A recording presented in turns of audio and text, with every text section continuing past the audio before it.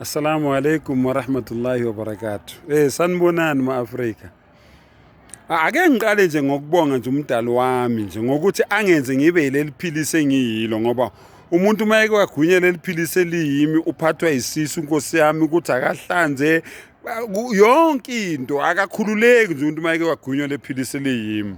Ake ngithi alhamdulillahi rabbil alamin الرحمن الرحيم مالك يوم الدين إياك نعبد وإياك نستعين. Udumo lonke lumfanele uAllah yena yedwa ongumondli wemihlaba yonke onomusa onesihawu. Allahu akbar. Okunguye umnikazi noma inkosi yamakhosi owengamele ilanga lesigwebo noma ilanga lokwahlulelwa.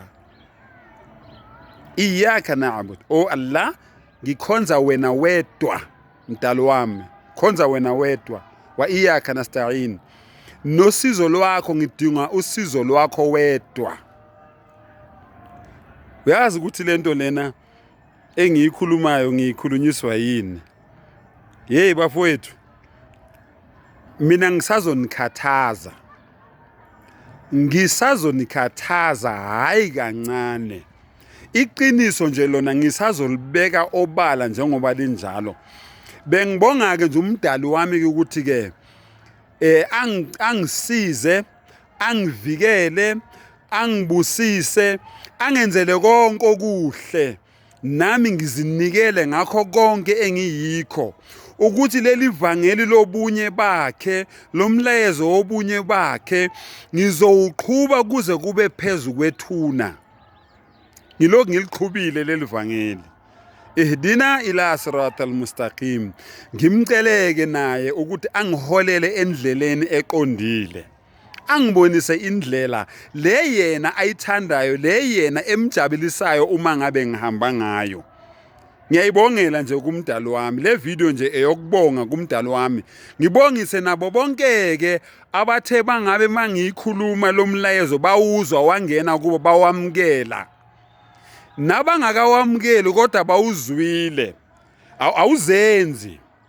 Isikhathi asikafiki.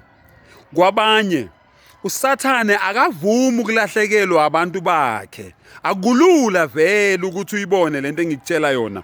Ngoba akulula ukuthi uSathane angeke akiyekele kalula ukuthi umlahlekele esekuwinile already. Kodwa nani ngiyanicelela kumdali ukuthi nani akanivulele, anivule ingqondo, anivule amehlo, anidonze, anamukele, nithathe lento yobunye bakhe ngoba ayikho enye isalvation, ayikho enye impumelelo, ayikho enye insindiso. Akusho mina, kusho usolwazi uMuhammad sallallahu alayhi wasallam uthi man qala la ilaha illa Allah dakhala aljanna. Lo muntu loyo othi akekho onelungelo lokukhonzwa ngaphandle ka-Allah, definitely lowo muntu loyo uye paradise, definitely, no doubt lowo muntu loyo uye paradise. Thatha lento mfowethu, thatha lento dadewethu, isikhathi sisekhona. Akhiru dawana anilhamdulillahi rabbil alamin.